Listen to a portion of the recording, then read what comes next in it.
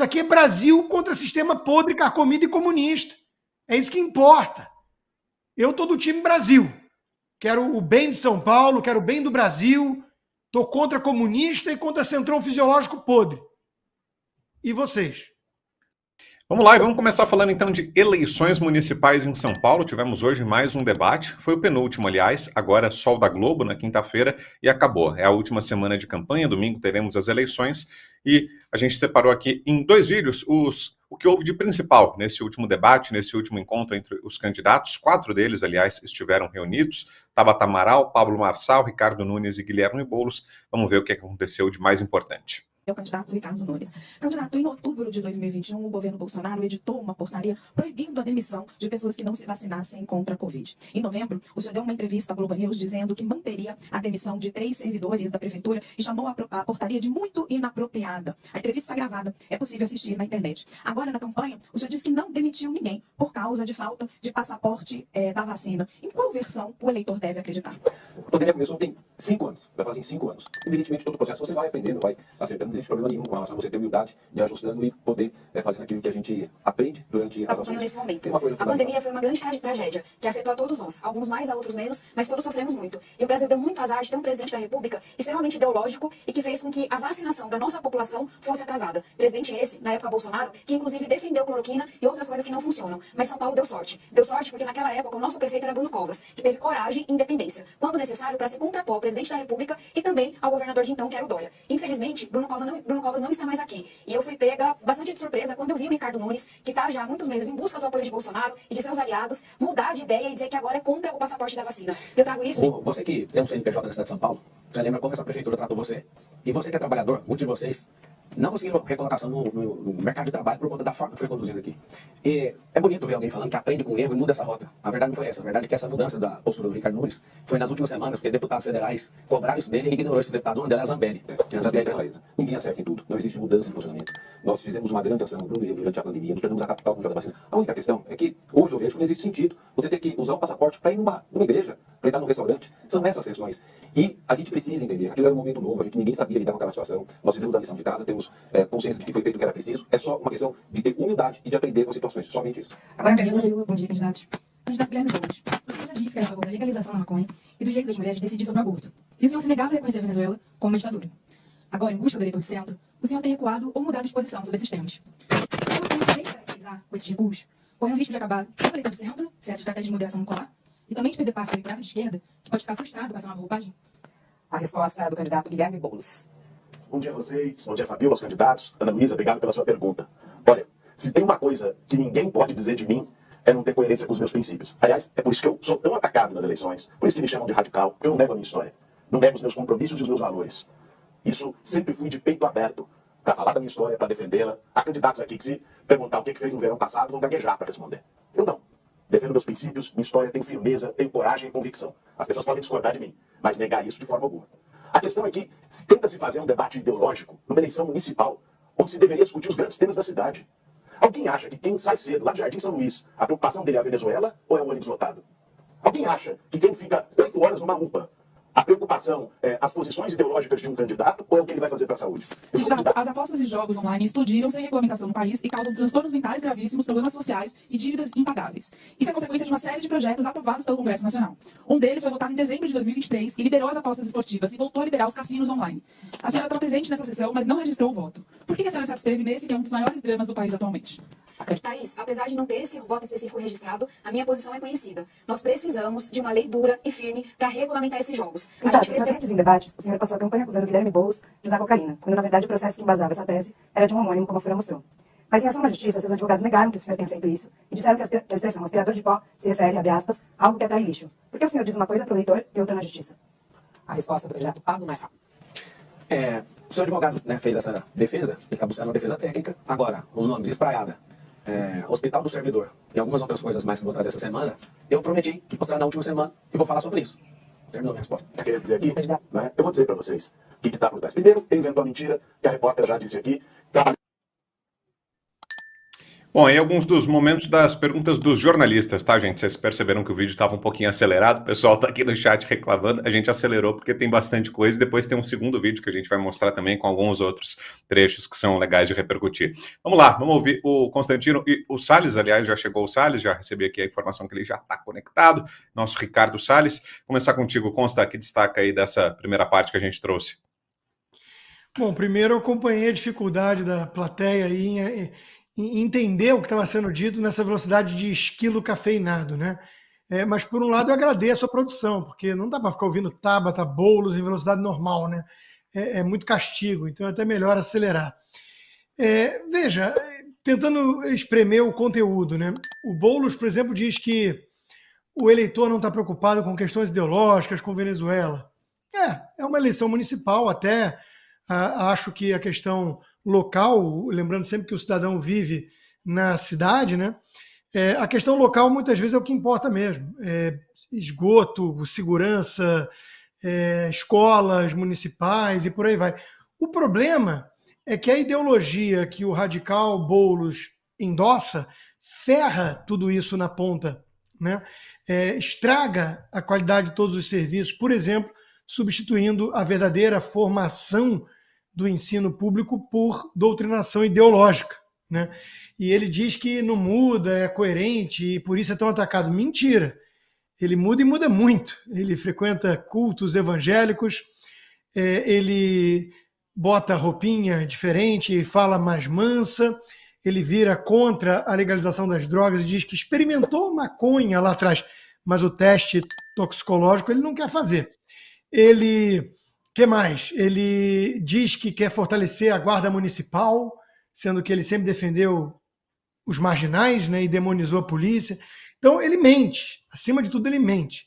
Então eu estou falando do Boulos em particular porque é o candidato mais radical, cuja presença com chances concretas de ir para o segundo turno, todo mundo embolado ali perto de 20%, é algo que devia estar assustando todo mundo decente e parando para falar, calma aí, o que está acontecendo?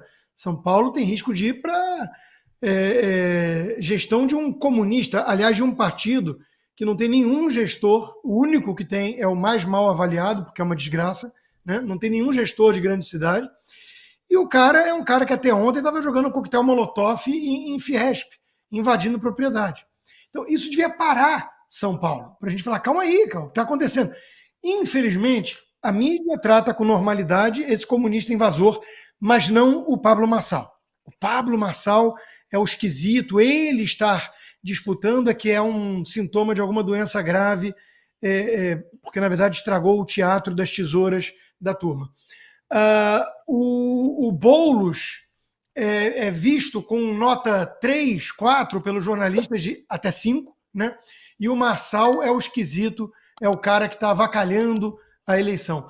Isso, para mim, o Brown, devia ser um motivo de reflexão. E do lado da direita, enquanto devia estar todo mundo falando assim, peraí, cara, menos o Boulos, né? Temos que concentrar 100% das energias e atacar o Boulos.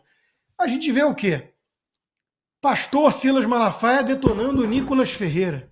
Então, alguma coisa está muito errada.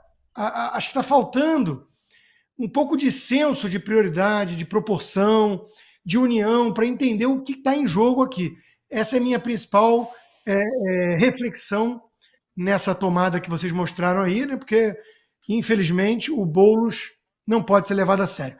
Tem lá Tabata Amaral, que é para-choque de comunista, tem o jogo todo do sistema, né? Eu acho que o Ricardo Nunes não encanta ninguém da direita, mas o Bolsonaro conseguiu emplacar um vice, ele está, como mostrou aí na questão até da vacina e tudo, fazendo alguma revisão histórica das suas posições, em que pese, né, não ter a coragem de assumir realmente aquilo foi um erro, ele sai pela tangente porque ele não quer perder essa imagem que a Tabata enaltece do Bruno Covas, por exemplo. Né? Hoje, com o benefício do tempo, a gente sabe que foi um grande equívoco esses gestores municipais, estaduais e federais que escutaram a voz da ciência, o marxista Tedros Adhanom da OMS e o embusteiro Dr. Fauci nos Estados Unidos.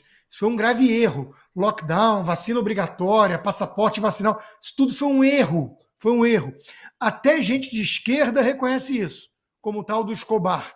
Aí, logo depois, vai lá apagar os rastros, porque a gente lembra que Bill Gates, que os globalistas, esse pessoal tem muito poder e é muita influência até mesmo na turma de esquerda. Mas foi tudo um erro. O Ocidente fracassou nesse teste.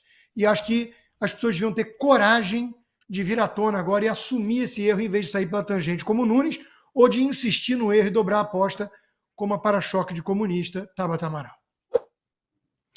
Ô Salles, antes de passar para você, tem mais um trecho aí do debate, agora dos enfrentamentos e das perguntas entre os candidatos. Se prepara aí que está na velocidade 2 também, tá acelerado, mas dá para a gente entender. Vamos ver. Aliás, nessa eleição, gente, a gente tem dois laranjas do Bolsonaro.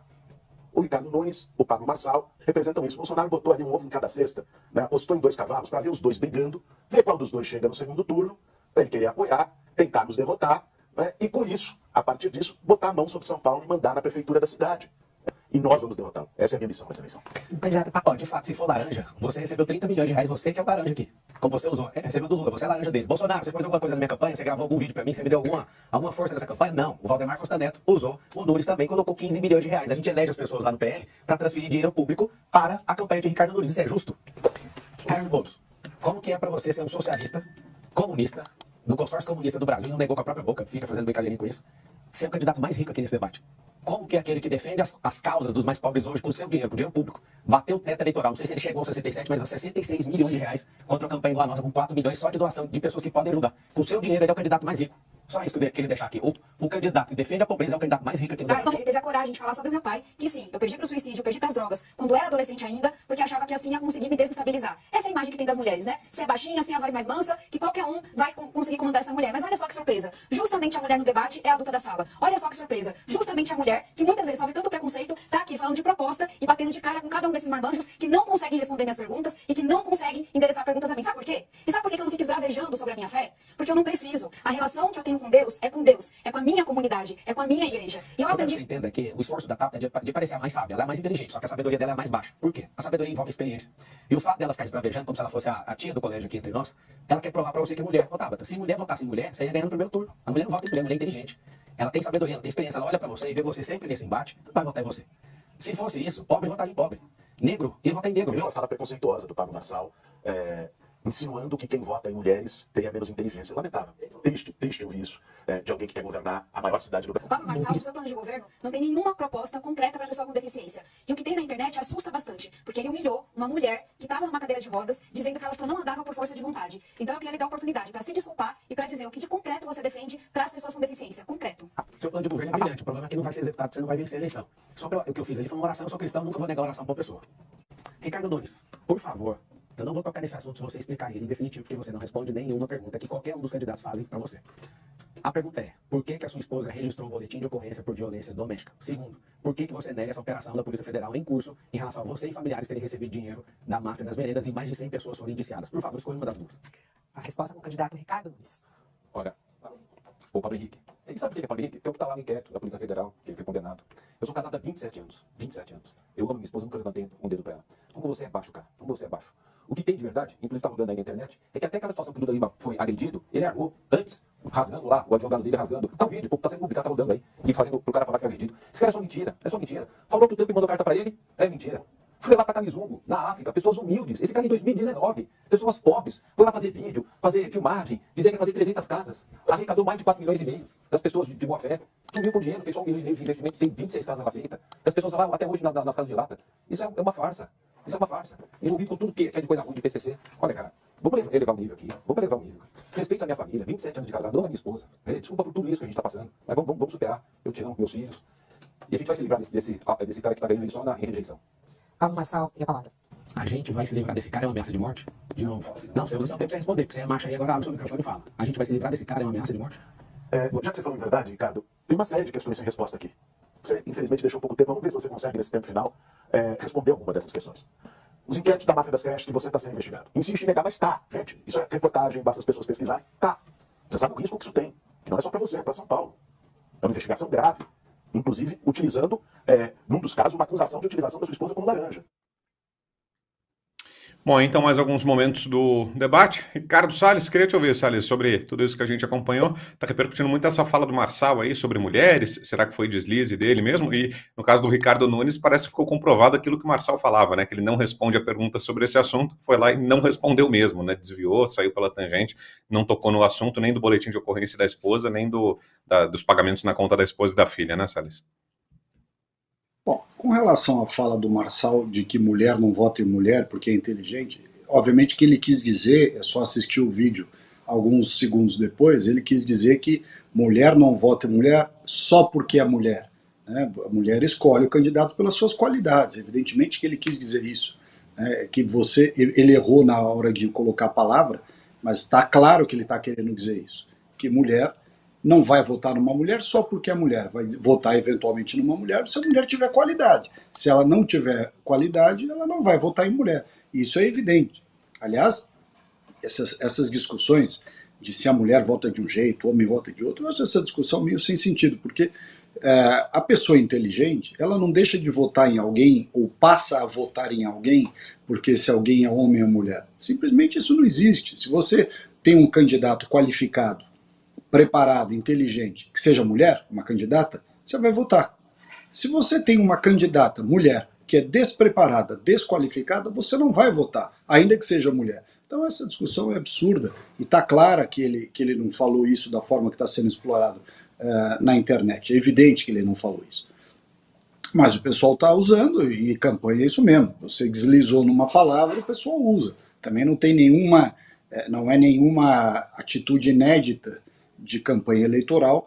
Você vê as campanhas dos adversários utilizando ou deturpando, de certa forma, esticando a corda naquilo que uma pessoa tenha dito. Isso também está sendo usado com relação a outros candidatos. Então, embora me pareça claro de que ele não fez essa fala antifeminina que estão querendo dizer que ele falou, também o fato de usarem isso não é novidade, também não é motivo para dizer, nossa, nunca foi feito no mundo. Tal. Isso acontece toda hora. Por outro lado, o que chama a atenção é o seguinte, essa história aí de que o rasgou a camisa do outro, que o advogado rasgou a camisa, vamos admitir por hipótese que ele tenha mesmo rasgado. A imagem para mim, eu assisti, não ficou claro isso, mas vamos admitir que ele tenha rasgado para dar uma impressão de que foi agredido e tudo mais. Espera um pouquinho, perto da roubalheira, da sacanagem, de todas as coisas absurdas que são feitas dentro da máquina pública, de desvio de dinheiro, de extorsão, chantagem, de tomar dinheiro de contribuinte na beira do balcão para dar licença, para dar alvará, para isso. Ou seja, essas malandragens que acontecem por gente desqualificada da política brasileira em várias administrações, o cara rasgou a camisa ou deixou de rasgar a camisa, não é o que é relevante. A gente está saindo do que é relevante na cidade de São Paulo. O que é relevante para ser discutido na cidade de São Paulo é o fato de que, há anos, isso não começou na administração do Ricardo Nunes, há anos, né, a máquina pública está entregue aos grupos de interesse. E isso você vê quando o Boulos pergunta, quando o Marçal pergunta, eu acho que a Tabata perguntou também, ali eu não consegui prestar atenção porque estava muito rápido. Mas o Ricardo não responde essa história da máfia das creches. E, evidentemente, tem outros problemas. Né? Eu quero lembrar aqui, quem está nos assistindo, a subprefeita da Lapa foi presa em flagrante por corrupção. O chefe de gabinete da Moca foi preso, ou foi indiciado, agora não me lembro, porque recebeu propina via Pix na própria conta. O sujeito lá, que não sei, acho que Jaçanã, agora não lembro mais, foi pego extorquindo para dar um alvará. Ou seja, qual é o termômetro disso? A razão disso é que as subprefeituras de São Paulo foram entregues para os vereadores para criar base política. Qual era a acusação do Mensalão? Qual era a acusação do Petrolão? Qual era a acusação de todos os escândalos do PT? Que o PT, ele próprio fez, e ele também loteou o governo federal nos mandatos em que teve Lula e Dilma, para ganhar apoio. Né, e loteou dizendo assim, faça o que quiser, pode roubar à vontade, extorquir, desviar. O PT fez isso nas empresas todas, né, na Caixa Econômica, no Banco do Brasil, na Petrobras, no Fundo de Pensão e tudo. Então essas práticas de você entregar órgãos da administração para político deitar e rolar, para político porteira fechada, fazer o escândalo que ele quiser fazer, o desvio, a corrupção que ele quiser fazer em troca de apoio político, são essas coisas da política brasileira que tem que ser extirpadas, tem que acabar. Então acho que isso que tinha que estar no foco da cidade de São Paulo. A cidade de São Paulo, o debate que está tendo aí, você vê esse debate, o Boulos, né, falando certas coisas, o Boulos é o fim da picada, realmente. Como o Rodrigo falou aqui, as pessoas dizerem, não, o Boulos até é um candidato legítimo. Pô, o cara invadiu, quebrou a Fiesp, invadiu o órgão público, tem uma série de vídeos dele dizendo que o que são vidraças perto do prejuízo que a Fiesp causa para o país. Fora aquela palhaçada que dizia, olha, inventamos a cisterna. Precisa avisar os romanos, há 2000 anos atrás, que os caras tinham cisterna já, e o cara fala como se fosse uma grande criação dele. Então, veja só, o debate para a cidade de São Paulo, e vai ter o da Globo aí na quinta-feira, que é o último, né? O debate, ele é fundamental para a gente poder tomar uma decisão. A minha decisão como brasileiro eu não gosto de gente de esquema, eu não gosto de gente de sistema que fica se reelegendo, se fecha, né, fica hermeticamente fechado dentro de um mecanismo, como diz aquele filme, O Mecanismo, você fica fechado dentro do mecanismo para não deixar ter renovação política. Acho que o melhor que a gente tinha que ter era prestigiar, Brasil afora, decisões de renovação política.